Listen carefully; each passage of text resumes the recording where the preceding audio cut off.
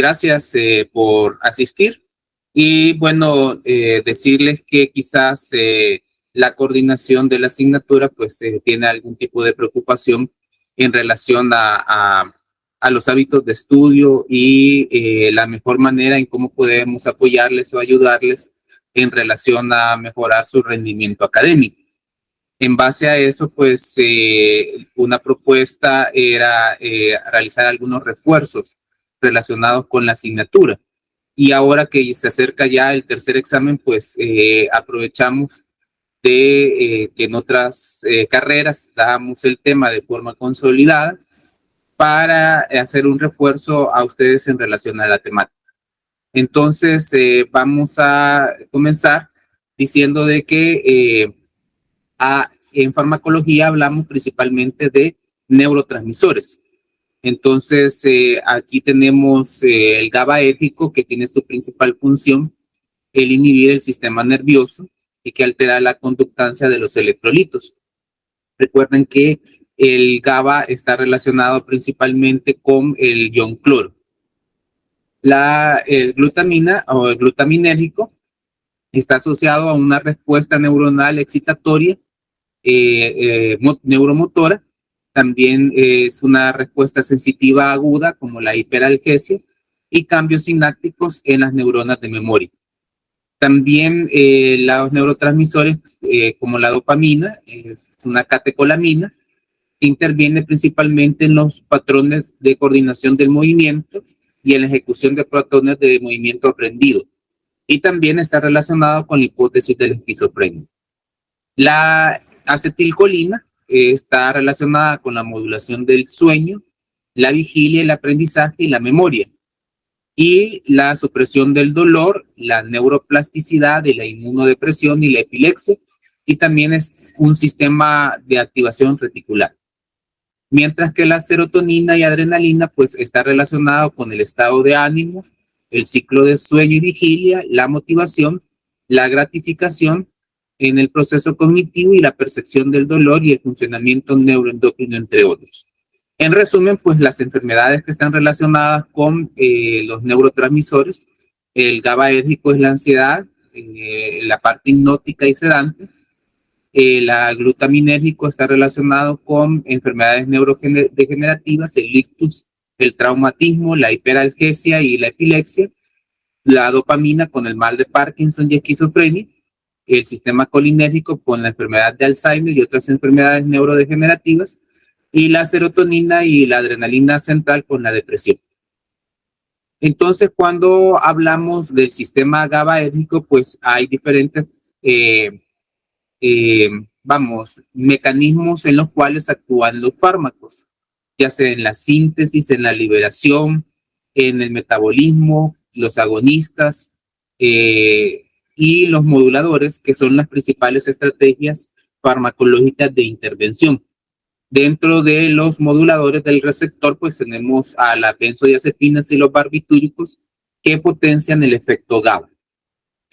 No está de más decir que, por ejemplo, la toxina tetánica también está relacionada con el sistema GABA y algunas estrategias que afectan el metabolismo y el transporte de GABA, pues también son anticonvulsivantes. ¿Cuál es la diferencia entre las benzodiazepinas y los barbitúricos? Bueno, las benzodiazepinas son altamente selectivas, tienen una afinidad al sitio de unión del receptor GABA-A, requieren de la hidrofobia para su potencia, específicamente para poder unirse al receptor, y provocan un aumento neto en la entrada de cloro. Casi las mismas características entre las benzodiazepinas y los barbitúricos. La diferencia es que los barbitúricos afectan los sitios donde afectan o hacen su mecanismo de acción o afectan al receptor, incluyen la médula espinal, el tronco encefálico y el cerebro. Y tienen una potencia eficaz sobre el receptor GABA que está relacionado con la apertura del canal de cloro. ¿Qué pasa con la sobredosis y el suicidio?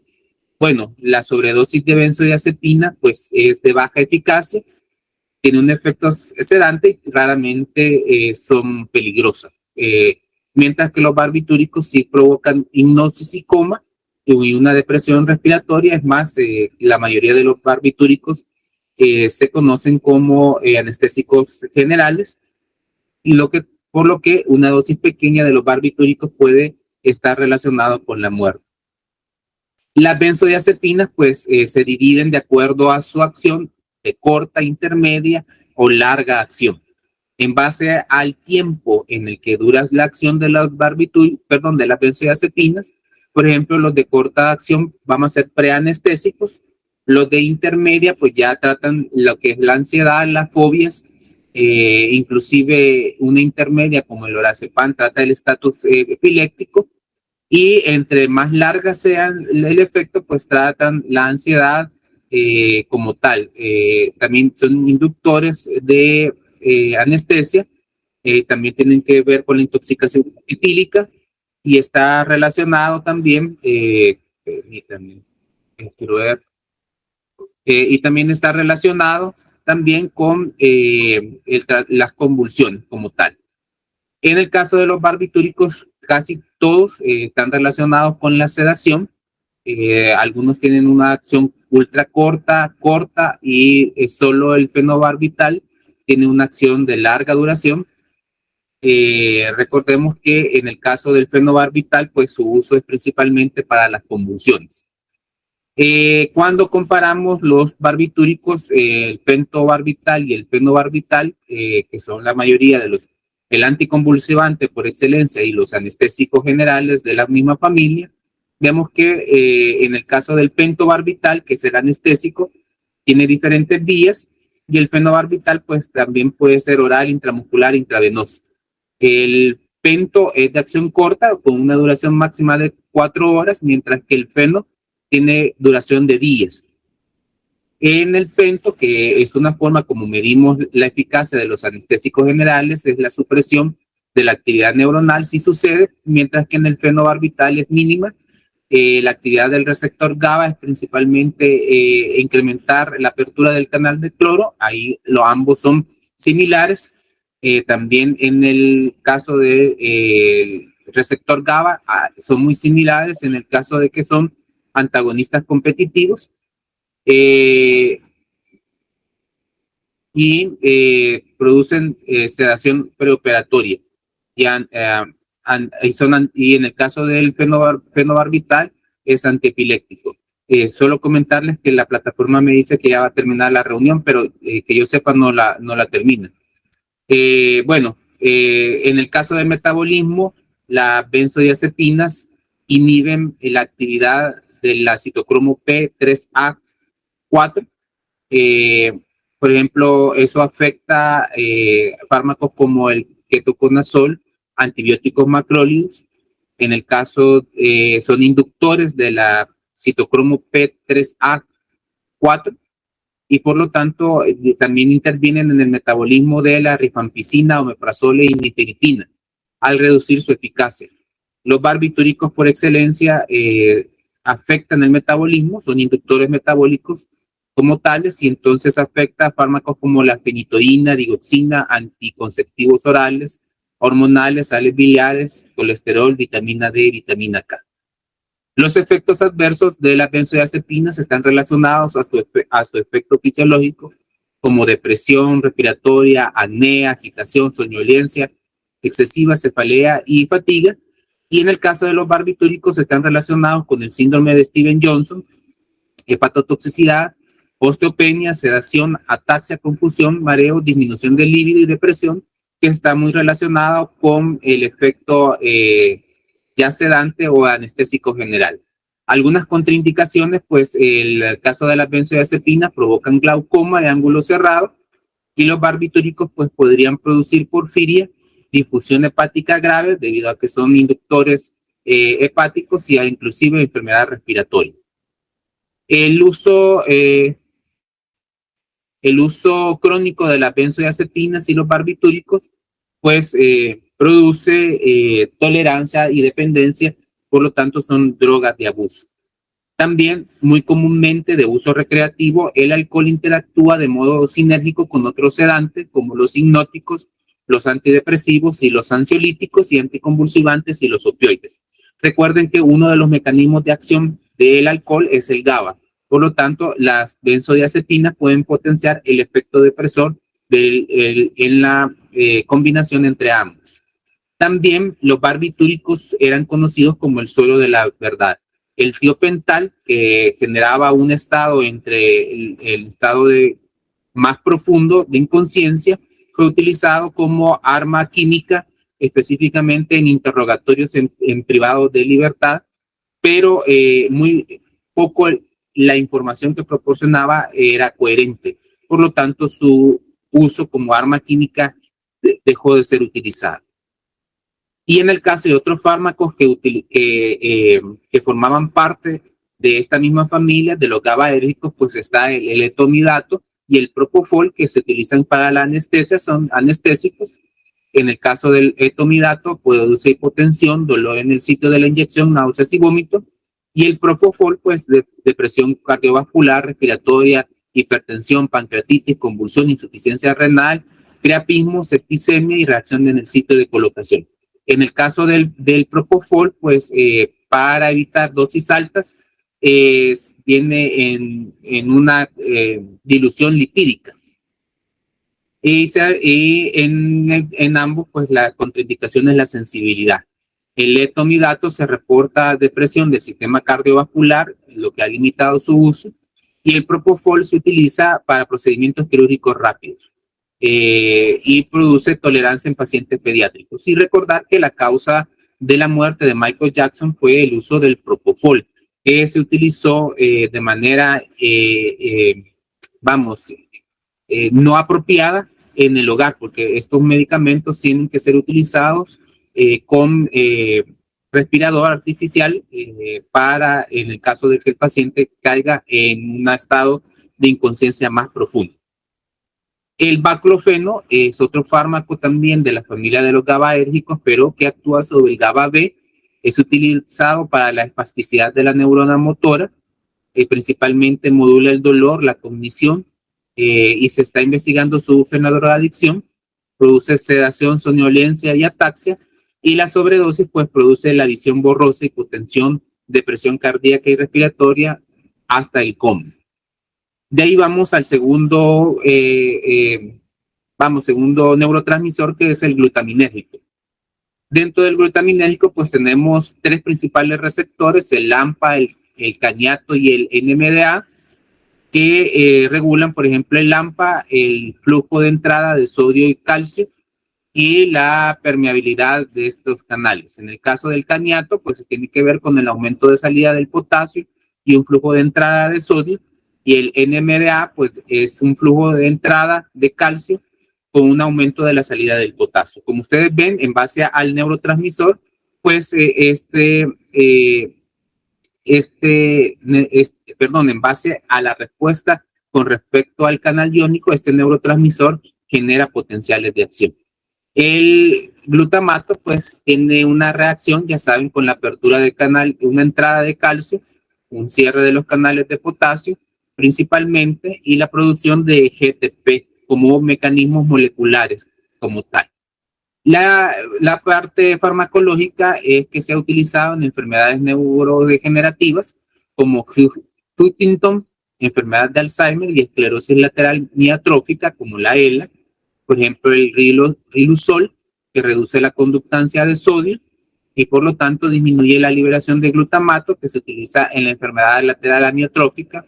La memantina, que es un antagonista competitivo del NMDA, que bloquea el canal, que se utiliza en la enfermedad de Alzheimer, que vamos a hablar más adelante de ello, y la amantadina como antigripal, que también es un bloqueador no competitivo del MDA, de acción similar a la memantadina. El glutamato, pues, como lo expresa la imagen, pues está relacionado con el daño cerebral isquémico que se produce después de un evento cerebrovascular.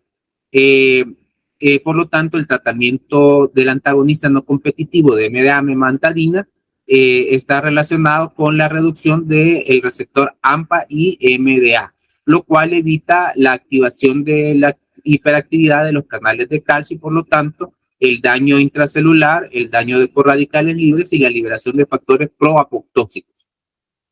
En el caso de la epilepsia, el glutamato se utiliza la motrigina y el felbamato, que estabiliza los canales de sodio también y la excitabilidad de la membrana. En la hiperalgesia todavía sigue siendo investigado. En el caso de la enfermedad de Alzheimer, pues ya sabemos que hay dos importantes factores patológicos.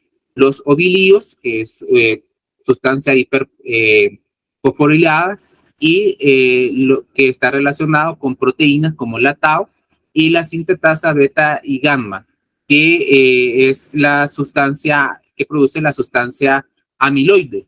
Estas dos características, estas dos sustancias proteicas, principalmente el amiloide, generan cambios vasculares, que es lo que está relacionado con la neurodegeneración que produce el Alzheimer. Los fármacos que actúan en la enfermedad de Alzheimer, aprobados, porque hay muchos en investigación, generalmente aumentan la concentración de acetilcolina, como por ejemplo en el caso del donepezilo, galantamina y ribastemmina, todos alteran o inhiben la enzima que degrada a la acetilcolina. Por lo tanto, la tesis principal que está relacionada con el deterioro cognitivo es los niveles altos de acetilcolina, y por lo tanto todos los medicamentos actúan principalmente en ello para mejorar el aspecto cognitivo de los pacientes. También la memantadina, que es parte de la estrategia terapéutica en la enfermedad de Alzheimer, es un antagonista no competitivo del receptor de MDA, y los efectos adversos pues ya sabemos que están relacionados con el aumento de la acetilcolina en el caso de donepezilo, galantapina y ribastemmina, y la memantadina pues alucinaciones, confusión, vértigo, cefalea y fatiga. El tercer neurotransmisor es la dopamina. La dopamina tiene dos principales receptores o familia de receptores, que serían los receptores D1 y los receptores D2. Los receptores D1 tienden a aumentar un efecto, ya sea producir AMP cíclico o la hidrólisis de fosforilación que moviliza el calcio. Estos son en distribución del sistema nervioso los D1 y D5. Las familias de receptores D2 tienden a dar una respuesta hacia la baja, que disminuyen el AMP cíclico, aumentan la corriente de potasio y disminuyen la corriente de calcio. Y son el D2, D3 y D4. Con respecto a la enfermedad del Parkinson, pues sencillamente, o en pocas palabras, es una degeneración de los núcleos basales que están relacionados con el control del movimiento voluntario. O sea que hay una degeneración de la vía directa principalmente, que está relacionado con la pérdida de la estimulación de los receptores dopaminérgicos que hacen el control, y por lo tanto la vía indirecta, que tiene que ver con la inhibición del movimiento, actúa sin control fisiológico. También ustedes pueden ver que entre el D1 y el D2 existe un receptor que es la acetilcolina, que tiene que ver con ese control entre los receptores, que también se ve alterado por la enfermedad del Parkinson, que hace que ciertas estrategias terapéuticas también busquen el aumento de la acetilcolina como parte del efecto que favorece la concentración. Sería no la concentración, sino el deterioro cognitivo de los pacientes. Entonces, los fármacos dopaminérgicos son dos principales, los que actúan como antiparkinsonismo, o sea que elevan la dopamina. Por ejemplo, los precursores de dopamina como la levodopa, los antagonistas de receptores de dopamina, los agonistas de receptores de dopamina, los inhibidores de su metabolismo, que son a la cabeza los IMAO, y los fármacos no dopaminérgicos como la amantadina y los anticolinérgicos, que actúan principalmente para controlar el efecto colinérgico que genera la degeneración específica de la enfermedad de Parkinson. Los otros fármacos son los antipsicóticos, que son los que, de acuerdo a su afinidad, pueden ser afinos a D2 o 5-HT2. Estos por excelencia son antagonistas Y los efectos adversos pues son extrapiramidales, síndrome neuroléptico maligno, o sea, una hipertermia. Lo define muy bien Velázquez dentro de su libro de texto de las 3 características propias del síndrome neuroléptico maligno, la discinesia tardías y el efecto de la inhibición de la prolactina y los muscarínicos. Así, los mecanismos de acción ya esquemáticamente podemos ver que los que inhiben la COM está la entacapona y la tolcapona, los que inhiben a la AADC, que es una enzima que degrada la L-dopa a dopamina, pero solamente a nivel periférico, que es la carbidopa, y eso garantiza que la L-dopa no sea degradada y pueda entrar con mayor facilidad al sistema nervioso central. Igual, a nivel del sistema nervioso central, pues está la tolcapona, y hay también inhibidores de la MAO-B, que está la selegilinina y la rasaglilina. Entonces, bueno, los efectos adversos de la estimulación excesiva de dopamina, pues se encuentran las discinesias, que es un movimiento enlentecido, enfermedades cardíacas, hipertensión ortostática, trastornos psicóticos, también la pérdida y las náuseas y vómitos. Y bueno, ahí podemos ir viendo cada uno de los efectos adversos relacionados al fármaco como tal. Los fármacos empleados en el tratamiento del Parkinson están basados en la estimulación dopaminérgica y los fármacos no dopaminérgicos que buscan, por ejemplo, en el caso de los antidepresivos, la depresión, actuar sobre la depresión, que generalmente se acompaña con la enfermedad de Parkinson. Y el efecto cada uno que está relacionado con su funcionabilidad propiamente dicha.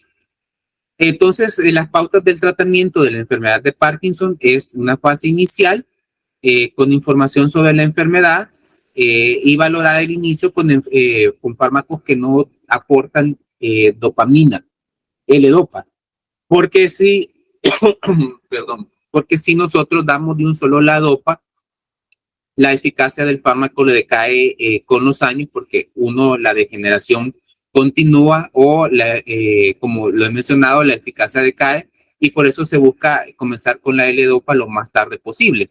Pero sí, en casos extremos, en pacientes que el diagnóstico, la vitalidad del paciente está relacionado con el tratamiento agresivo a corto plazo, pues se inicia con L-dopa. En la fase intermedia, pues L-dopa, también con un inhibidor de la LAB, también se puede dar un COM con un IMAO y también agonistas dopaminérgicos. También se puede acompañar la mantadina para el tratamiento de las discinesias. Y en la fase final, pues es una medida más paliativas en el caso del paciente. Sí, quizás me voy a retroceder y les recomiendo visualizar la película Despertares, que está relacionado con el descubrimiento de la L-dopa y cómo el médico que la descubrió en sus pruebas terapéuticas proporcionó L-dopa a los pacientes en dosis casi tóxicas que generó el despertar de los pacientes de un estado catatónico, y eso nos indica que el estado catatónico de los pacientes es la fase final de la enfermedad de Parkinson. Luego, pues tenemos que hablar de la esquizofrenia. Ya saben ustedes que el esquizo significa división y frenia, esquizo es mente y frenia es división. Es una mente dividida, en pocas palabras. Hay una pérdida de la realidad, hay delirios, alucinaciones, el discurso es desorganizado. Recuerden que la forma en como nosotros vamos a evaluar el pensamiento es a través de la expresión que el paciente tiene con el hablar. Y también puede suceder síntomas negativos, como la abulia. La esquizofrenia se puede dividir en psicótica, frénica, o sea que hay un pensamiento mucho más desordenado, catatónica específicamente. Entonces, dependiendo de la expresión del espectro de la esquizofrenia, pues el paciente se puede dividir en síntomas positivos y síntomas negativos. Así, el mecanismo de acción de los típicos es principalmente los receptores D2, antagonismo, y en el caso de los típicos, el D2, D4 y 5-HT2. El perfil de efectos adversos de los antagonistas de 2 es el parkinsonismo, el síndrome neuroléctico maligno, las discinesias y síntomas anticolinérgicos. En el caso de los atípicos, es el extrapiramidalismo y la alteración del QT. La indicación clínica son los síntomas positivos para los típicos y los síntomas negativos para los atípicos. De ahí tenemos que el efecto adverso depende de la afinidad de los fármacos al receptor. Así, por ejemplo, a mayor afinidad a la histamina, pues producirán mayor sedación posiblemente. Con respecto a los típicos, la potencia es el perfil de efectos adversos. Así, los que tienen alta potencia tienen menos efectos sedantes e hipotensión postdural, y los de baja potencia tienden a causar menos efectos extrapiramidales.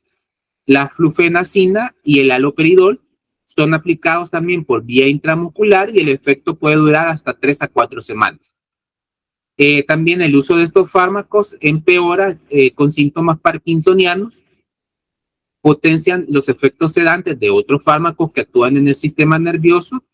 La molindona actúa en el sistema activador reticular también, y la pimosida actúa en el receptor dopa, y menos en el alfa adrenérgico. Por lo tanto, el efecto sedante e hipotensión es menor con la pimosida.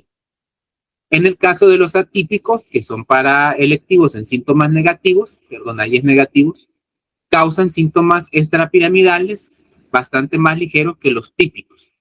La quetiapina y la clozapina tienen una incidencia más baja de síntomas extrapiramidales. Esto hace que sean prácticamente seguros en los adultos mayores y que sean, por ejemplo, la quetiapina, uno de los fármacos más utilizados en las demencias. El aripiprazol, la lurasidona y el acenalpina son los más utilizados para el trastorno de tratamiento de depresión y bipolar. La acenapina también hay disposición sublingual, y la clozapina, debido a que produce agranulocitosis, se ha reducido su utilidad.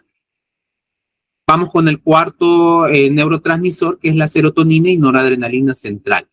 Hay una hipótesis que menciona que la reducción de serotonina y noradrenalina es el causante de los trastornos del estado de ánimo. Por lo tanto, los fármacos que se utilizan generalmente inciden en aumentar la serotonina y la noradrenalina a nivel central. Bueno, ya creo que hemos hablado en el taller sobre cómo se diagnostica, y yo me voy a enfocar más en los mecanismos de acción.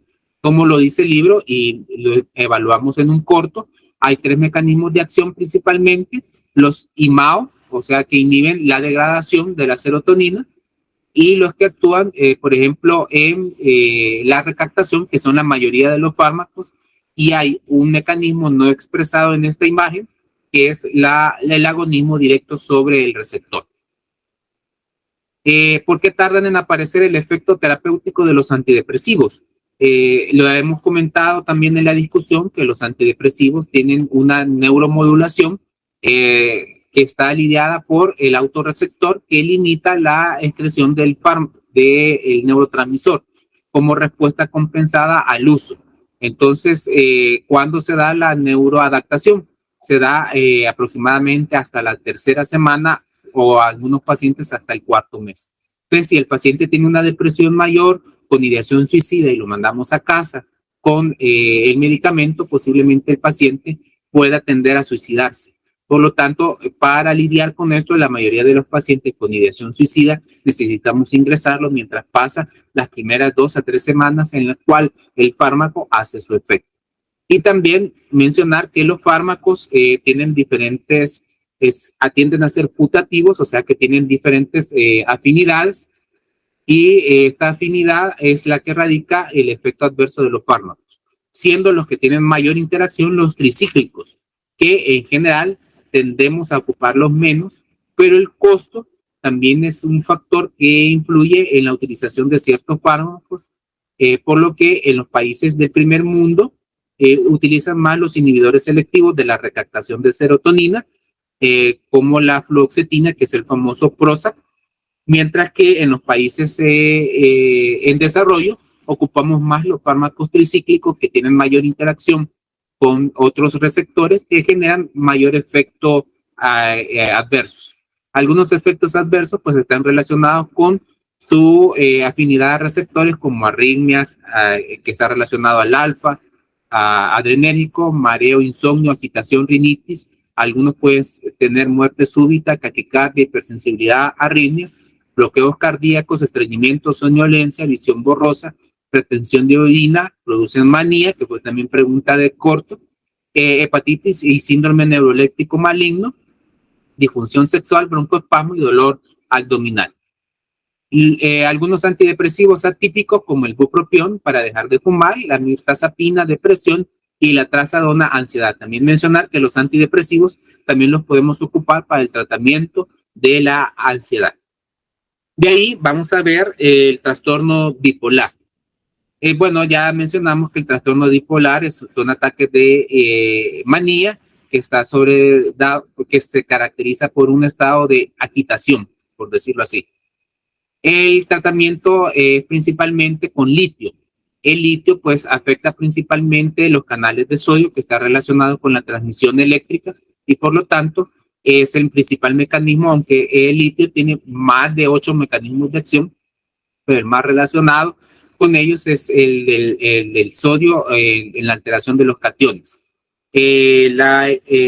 Los efectos adversos pues están el debilitamiento, deshidratación, pérdida de sodio, enfermedad cardiovascular. También hay que recordar, que no está en la diapositiva, los trastornos tiroideos que provoca, y también otras opciones de tratamiento son los anticonvulsivantes como el ácido valproico, carbamazepina y la motrigina, si no me equivoco. De ahí el último neurotransmisor es la acetilcolina, o sea, el sistema colinérgico. En ellos ya habíamos mencionado que estaba el donacetilo, ribastinina, galantamina, que está relacionado con la enfermedad de Alzheimer, y también en la demencia relacionada con el Parkinson. Los efectos adversos están relacionados con la acetilcolina, como la arritmia cardíaca, hemorragia gastrointestinal, pancreatitis, convulsión, delirio, además de efectos secundarios generales. Tenemos que tener una advertencia con los fármacos anticolinérgicos que están relacionados en adultos mayores con encefalopatía aguda, caída, retención de orina, estreñimiento, descompensación con déficits cognitivos que generalmente requieren hospitalización y posiblemente por las caídas que provocan están relacionados con fractura de cadera. Por lo tanto, es un potencial de efecto adverso de los anticolinérgicos. También hay que tomar en cuenta que hay algunos fármacos anticolinérgicos, fármacos de otra familia que tienen efecto anticolinérgico, que aquí les muestro la lista. Y ahora vamos con la farmacología de la neurotransmisión anómala del sistema nervioso central. Como vimos en el taller, la epilepsia o las convulsiones están relacionados con un impulso eléctrico sobredimensionado, donde fallan los procesos inhibitorios como las neuronas laterales que frenan el impulso nervioso. La fisiopatología de la epilepsia puede ser un foco convulsivo. El foco convulsivo también puede transmitirse a través de las estructuras que intercomunican los hemisferios y hacerlo generalizado, o la estructura o el foco que genera el impulso eléctrico puede estar en una estructura de intercomunicación como es el tálamo que muestra la imagen. Hay diferentes convulsiones, las focales, sin alteración de la conciencia, con alteración de la conciencia, y convulsiones focales secundarias, que se secundarizan a generalizadas. Las convulsiones primarias pueden ser las crisis de ausencia, como el petit mal o el pequeño mal, y las convulsiones mioclónicas, que es una contracción muscular breve, o lo que nosotros con más facilidad identificamos como epilepsia, las convulsiones tónico-clónicas.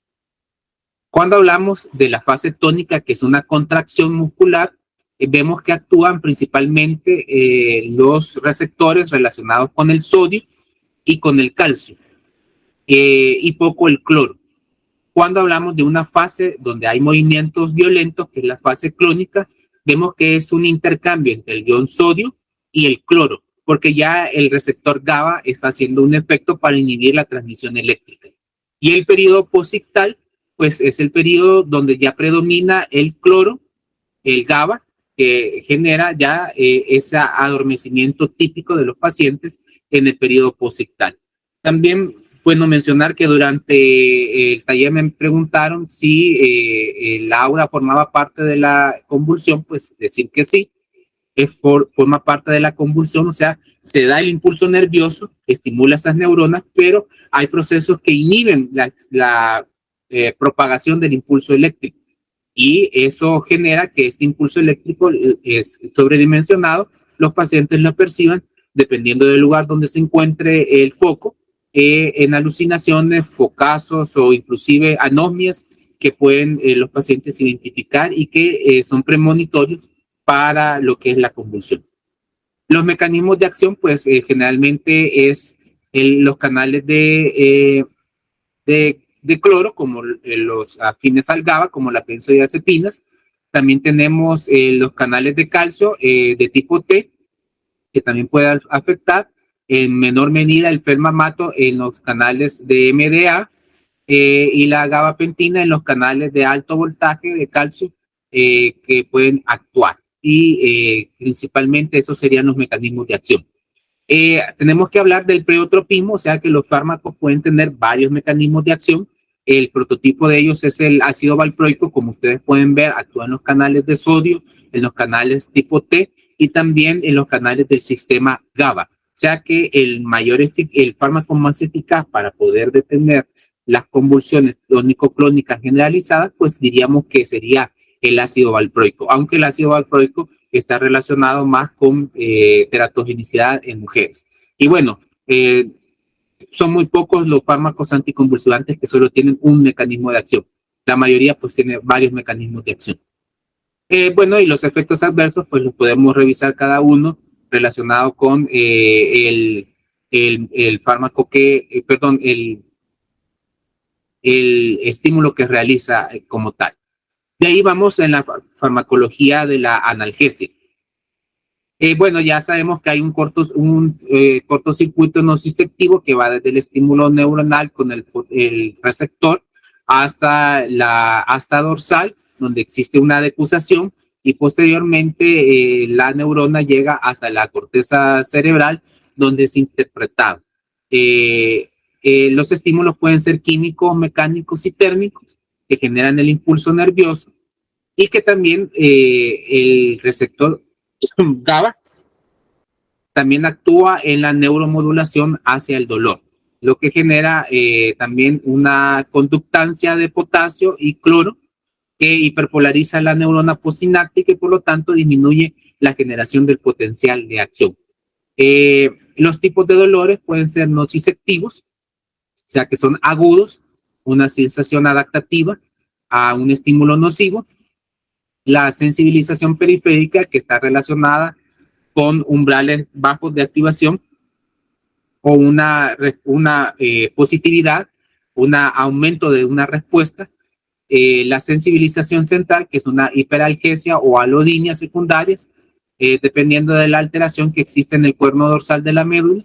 El dolor neuropático, que está relacionado, por ejemplo, con la diabetes, que es un daño al nervio, específicamente que produce la constante producción del estímulo, y la migraña como tal.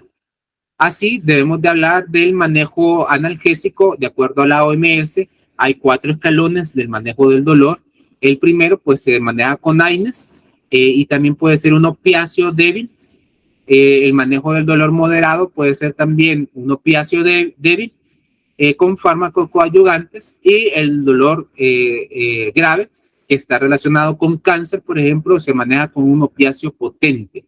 Y el cuarto escalón, pues ya es quirúrgico, que puede ser una denervación del asta dorsal para evitar la transmisión nerviosa.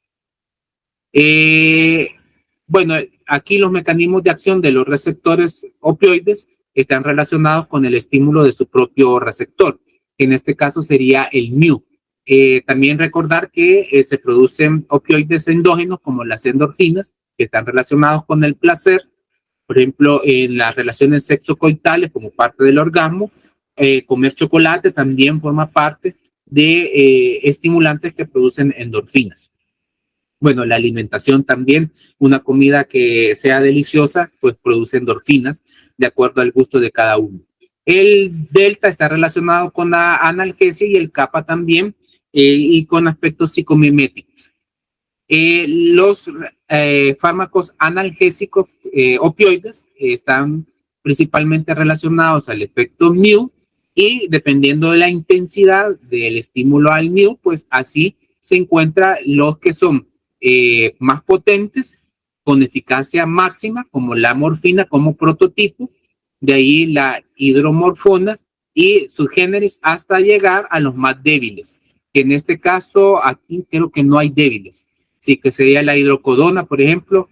Está la codeína únicamente como bajo, ya lo vi, únicamente la codeína. Recordar, bueno, eso sería principalmente en el caso de los fármacos opioides.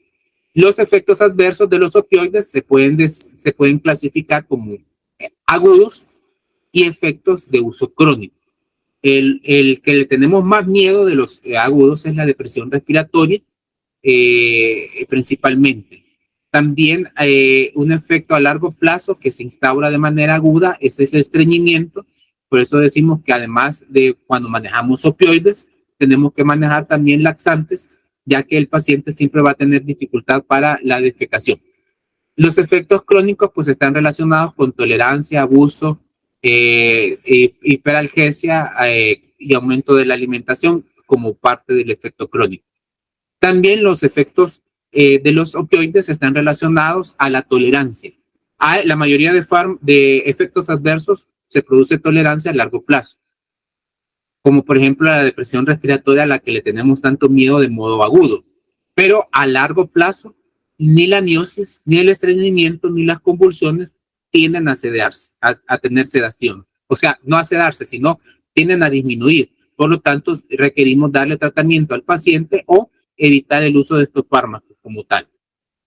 Las indicaciones con medicamentos opioides, las interacciones, perdón, es por ejemplo los hipnóticos aumentan la depresión del sistema nervioso central, lo que está relacionado con depresión respiratoria y muerte.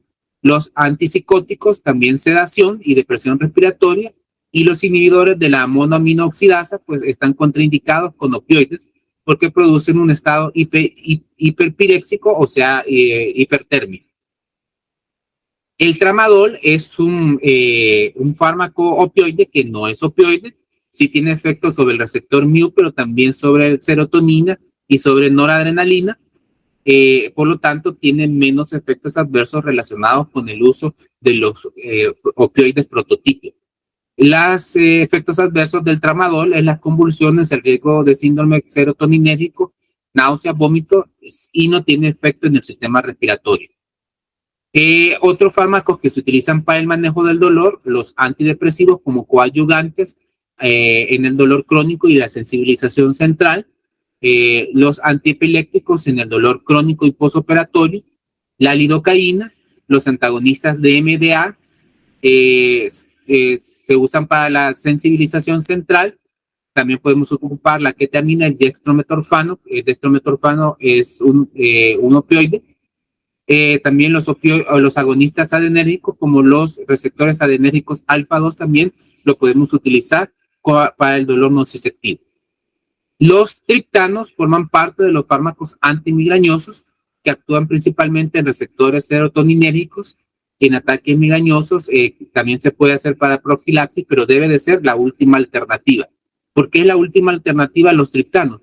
Miren, por los efectos adversos. Producen infarto al miocardio, síndrome serotoninérgico, crisis hipertensiva, pérdida de la visión, convulsiones, pueden estar relacionados con hemorragia subaracnoidea y por lo tanto discapacidad a largo plazo, cefalea por el sobreuso de analgésicos, y otros como dolor de pecho, molestia gastrointestinal y mareo. O sea que por un fármaco que ocupo para el dolor de cabeza puedo provocarme un evento cerebrovascular.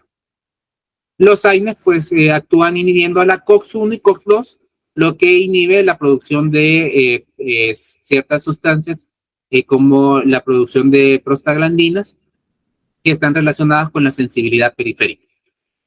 Veamos las drogas de abuso brevemente. Con las drogas de abuso hay tres principales mecanismos de acción. los que actúan acoplados a proteína G, que son los opioides, los cannabinoides, el ácido gamma-amino hidroxibutírico, la LSD, la mescalina y la psicobilina. Tienen diferentes objetivos moleculares, son de acuerdo a la droga, que son agonistas, y el efecto es desinhibición, generalmente en los que actúan en la proteína G. Y aquí tenemos uno de los fármacos con mayor riesgo relativo o con adicción que puede inclusive suscitarse con el uso de una sola dosis, que son los opioides. Los cannabinoides, pues, su efecto se reduce al 50%. El ácido amino hidroxibutírico, que podría considerarse como alucinantes, pues tienen poco efecto adictivo. El segundo grupo son los receptores de inotrópicos y canales iónicos, como la nicotina, el alcohol, las benzodiazepinas, la fenciclirina y la quetiamina. La quetiamina, que es un anestésico endovenoso.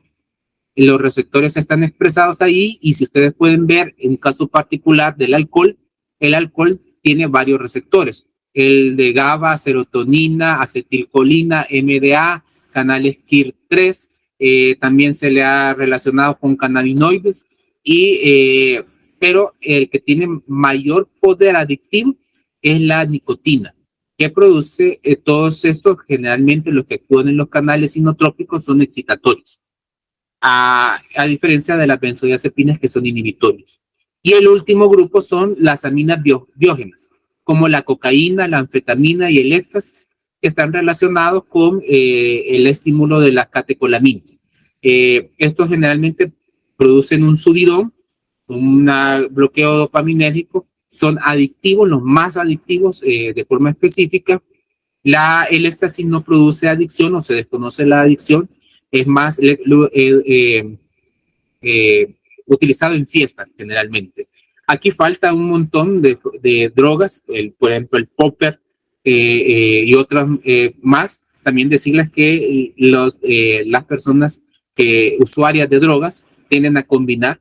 Una combinación muy frecuente es el uso de cocaína con opioides o cannabinoides, porque lo que hace la cocaína es que da un efecto de subidón o excitatorio que dura 1 o 2 minutos, pero para mantener ese subidón, que es el efecto excitatorio, ocupan una combinación de morfina y cocaína generalmente, para mantener ese efecto de plenitud que busca el paciente. Este efecto de plenitud está relacionado con el área tegmentaria ventral y la comunicación con la corteza prefrontal, el núcleo accumbens, pero generalmente con el área tegmentaria ventral y la intercomunicación entre las estructuras que ven ustedes en la imagen. Bueno, el último tema, anestésicos generales. Vimos que los anestésicos generales tienen diferentes fases: una fase 1 de analgesia, una fase 2 que es excitatoria, de delirio. Generalmente los procesos quirúrgicos suceden en la fase 3, donde hay inconsciencia, respiración regular y disminución del movimiento ocular, y evitamos la depresión medular, pero siempre el paciente puede llegar a esa fase. En esta fase sí ya hay un paro respiratorio, depresión, paros cardíacos y no hay movimientos oculares. Hay que tomar en cuenta que hay dos índices muy importantes para saber la potencia de los fármacos anestésicos, principalmente los inhalados. La partición sangre y gas, que sencillamente mide la solubilidad de los anestésicos, los anestésicos inhalados en sangre, que es inversamente proporcional a su dilución en gas. Eso quiere decir que los fármacos que tengan una baja solubilidad en aceite tendrán una alta solubilidad en sangre y por lo tanto podrán ser más potentes. Pero, por ejemplo, el óxido nítrico es poco soluble y poco potente. Por lo tanto, esta particularidad hace que el óxido nítrico tenga un efecto que dure 2 o 3 minutos, específicamente cuando es retirado la inhalación del fármaco. El otro coeficiente que nos ayuda a saber la potencia del fármaco es de estos anestésicos inhalados, es la partición aceite-gas, que sencillamente es la capacidad de unión del fármaco a tejidos lipídicos, como por ejemplo el cerebro. así, los fármacos que son más liposolubles o tendrán a ser más potentes. Pero esto quizás me voy a adelantar, voy a hablar del CAM, que es la concentración alveolar mínima.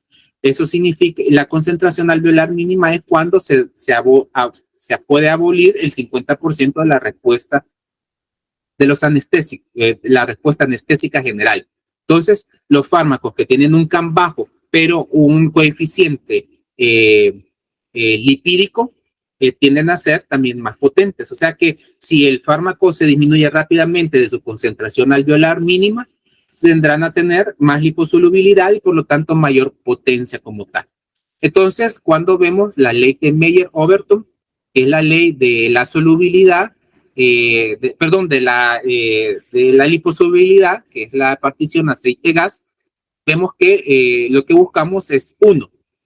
¿Qué significa 1? Que es tanto es igual de solubilidad en gas como en aceite. Entonces, los fármacos que tienen esa misma liposolubilidad, como el óxido nítrico, que es lo que habíamos mencionado anteriormente, pues rápido entran y rápido salen. Mientras que los fármacos que son más liposolubles tienden a ser más potentes y a tener su efecto con mayor duración. La potencia anestésica pues está relacionada con la solubilidad sangre-gas, entonces los fármacos más solubles en sangre serán más potentes. La profundidad anestésica está relacionada con la relajación muscular y con la solubilidad pues está relacionada a la concentración requerida del fármaco. Y lo que se busca es un equilibrio entre la concentración inspirada con la concentración tisular que está relacionada con el CAM. Aunque ya vimos que la relación de lo que buscamos es un fármaco con una CAM bajo, pero con una alta liposolubilidad. Y en procesos cortos, pues un fármaco con baja potencia y con baja solubilidad, o sea, un coeficiente de solubilidad bajo. Entonces, los fármacos inhalados pasan de una ventilación que poco a poco es absorbida a la sangre y la sangre captura el anestésico de los alvéolos. Muy bien, eso era lo que yo traía, me he tardado menos de 1 hora. Así que, ¿alguna pregunta? Adelante.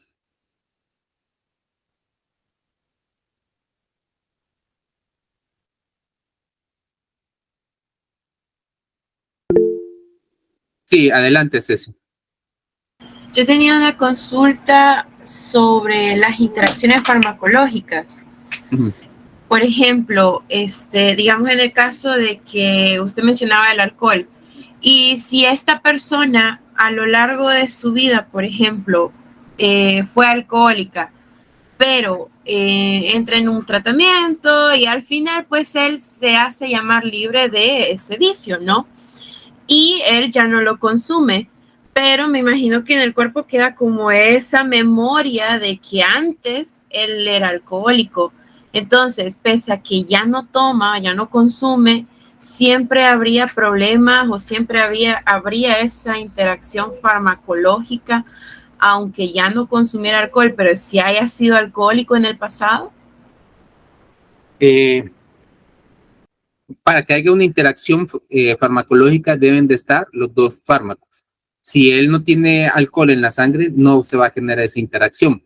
Pero lo que quizás usted se hace referencia es que dependiendo del consumo que el paciente haya tenido, posiblemente el alcohol ha generado algún tipo de daño crónico, como por ejemplo la hepatopatía, que está relacionada con el daño que produce el alcohol. El alcohol produce una hepatitis que puede degenerarse a largo plazo en una cirrosis.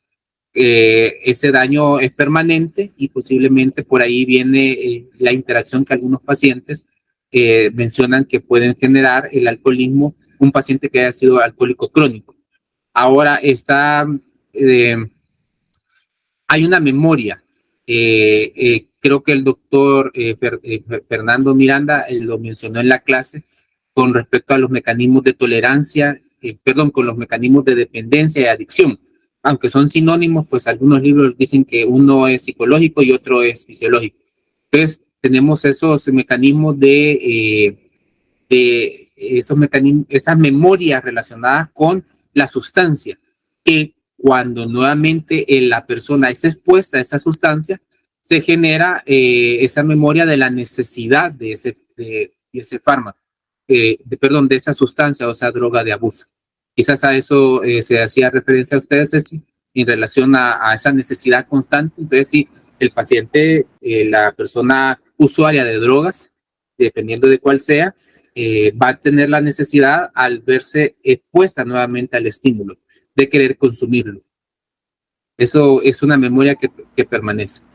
Sí, eso era, doctor. Y bueno, la última nada más. En la lectura se habla de que, por ejemplo, las benzodiazepinas se medican de manera controlada, pero van aumentando la dosis poco a poco y que, bueno, solo se dan a lo máximo por 6 meses, ¿verdad? Pero que inician con una dosis baja, la van aumentando y luego cuando llegan como un pico de esa, como a la media de ese tratamiento, vuelven a disminuir la dosis. ¿Por qué se hace eso? ¿Por qué se hace esa progresión? Se hace un destete, o sea, destete viene de quitar la teta, o sea, esa es la palabra. Por ejemplo, la transición que se hace para quitar la leche materna a un niño que ha terminado su periodo de lactancia. Y es específicamente para evitar los síndromes de abstinencia, que generalmente nos tienden a tener complicado al paciente. Por eso se recomienda hacer un destete gradual. Esto también me lleva a algo que vimos en el taller de hoy, con respecto a cuánto tiempo hay que utilizar los fármacos. Velázquez habla de que si es un evento agudo, se recomienda no máximo de 3 meses. Algunos psiquiatras hablan de 1 mes, a otros hablan de hasta 1 año. Eso depende, en el caso de las benzodiazepinas, de la dosis respuesta y la necesidad del paciente y el evento agudo que lo provocó o no existencia de un evento agudo. En el caso de los antidepresivos, pues también dependerá de la respuesta del paciente al medicamento. Lo que debemos de evitar es que no se produzca una reagudización de los síntomas y el destete de forma inadecuada. Quiero ver, ya hablamos de la mejoría. Sí, eso es lo que quería mencionar. Muy bien. ¿Alguna otra pregunta? Sí, Darly. Buenas noches, doctor. Mi pregunta es sobre la tolcapona, el medicamento. Quería saber si este medicamento actúa, como usted dijo, en la parte periférica y también en el cerebro, ya atravesando la barrera hematocefálica, como que determina el hecho de que no hiciera toda su función en la parte periférica, que tuviera que pasar a actuar en la parte después de la barrera. La preferencia por la enzima. Eso es lo único. La preferencia de la enzima y la concentración de la enzima en el sistema nervioso central. Por eso es eficaz a nivel del sistema nervioso central, porque es ahí donde está la enzima. Vale. Ok, ¿otra pregunta?